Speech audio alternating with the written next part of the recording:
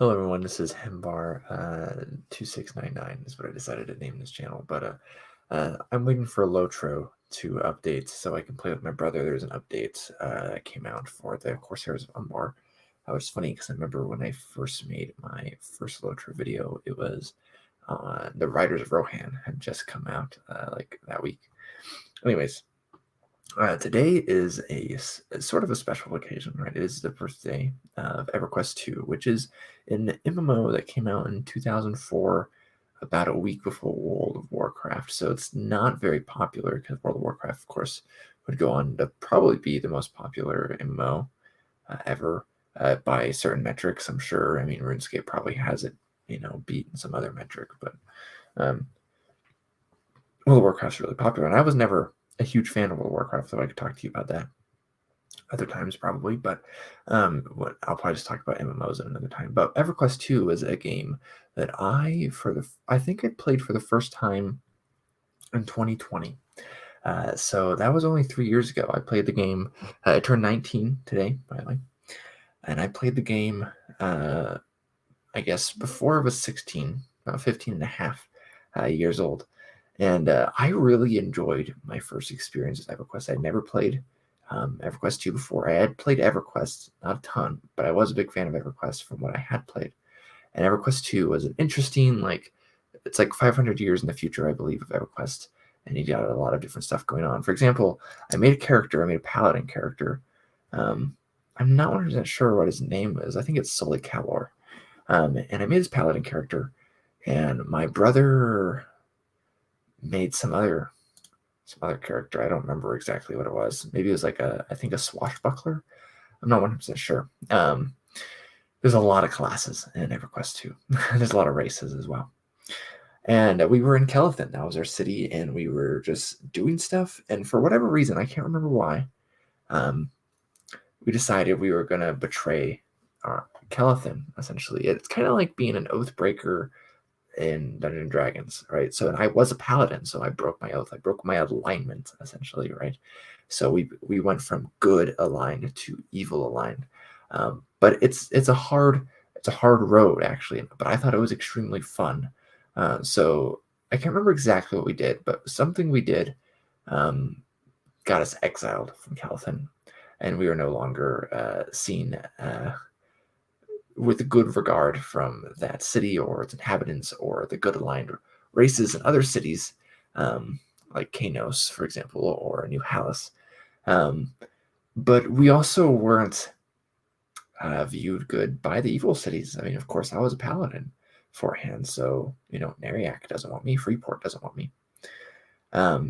But we decided we were going to grind out faction, essentially, to then take the quest to have a new home city. And then we decided we would do that with Neriak. So I believe I was still a paladin when I was exiled. It was an exiled paladin.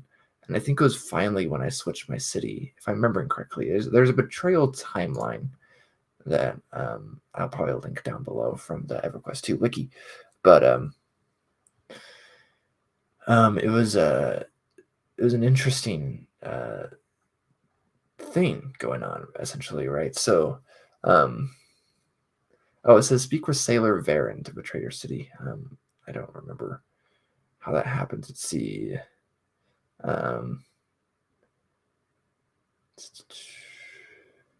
Yeah, and so I wanted to end my exile, but I wanted to go join a new city, right? Kelethin had kicked us out, so I think we just probably someone that's like a double agent or whatever, or maybe some ambassador or whatever, was chilling in Kelethin, and that was like someone we were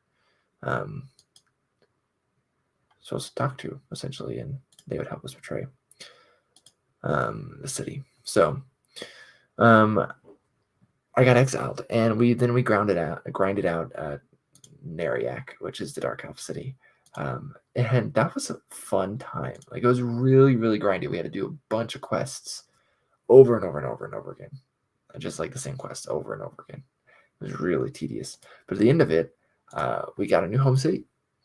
And we got, I became a Shadow Knight. So I was no longer a paladin, which I just thought was so cool, right? That I could go from, that was an actual story, right? That felt alive, in a lot of ways that other MMOs don't. I mean, most MMOs are class based, of course, and in some way, based off that, they're kind of alignment based as well, right? Kind of just Dungeons and Dragons inspired system.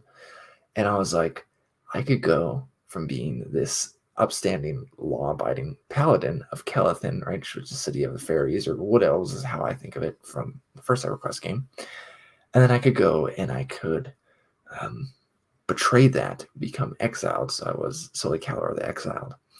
And then I was eventually able to find a new home and get a new calling. Essentially, I changed my class. I don't know. I think that story was super gripping, even though the action itself in game, especially the tedious part of grinding faction, wasn't that fun, but I felt like I was part of a story. I felt like I was part of something, that was change. It was actual change.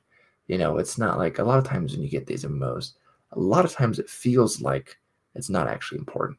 Um, Either the world always feels the same, or when it does change, it often feels like you're just railroaded on that experience. And this did not feel like a railroad at all. I chose that. I chose to betray my city. I chose to live in exile, and I chose to become a Shadow Knight and have a new home city of Neriak.